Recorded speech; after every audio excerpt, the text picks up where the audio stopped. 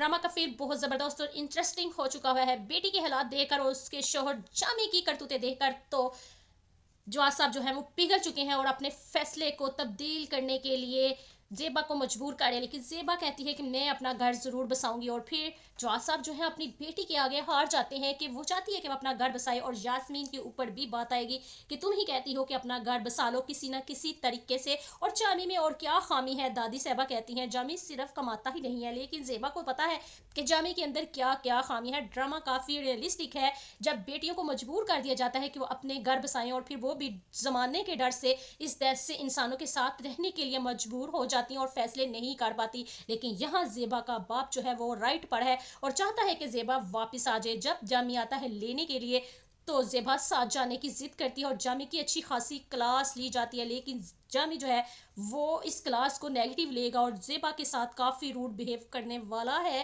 क्योंकि ज़ेबा जब घर जाती है तो रास्ते में कहता है कि पेट्रोल के पैसे दो, मेरे पास तो पेट्रोल के पैसे भी नहीं है। और ज़ेबा के लिए तब सूरत हाल ज़्यादा खुलती है जब दूध वाला आता है और जामी उसको दूध लेने के लिए भेज देता है, लेकिन दूध वाला कहता है कि 3 महीने के पैसे नहीं दिए और अब आप मेरे पैसे दे दें। और जब जामी को कहती है तो जामी कहता है जाओ खुद से दे दो। और सबसे बड़ा दुख वहाँ होता है जब भाई फर्नीचर लेकर आता है और गाड़ी वाले को देने के लिए जामी के पास एक टगा नहीं होता और फिर वो उसी के भाई को कहता है और गाड़ी के पैसे दे दो, मेरे पास तो नहीं है। और फिर जब भाई अपने बाप को फोन करता है तो जवाद साहब और पिघल जाते हैं और घर आते हैं।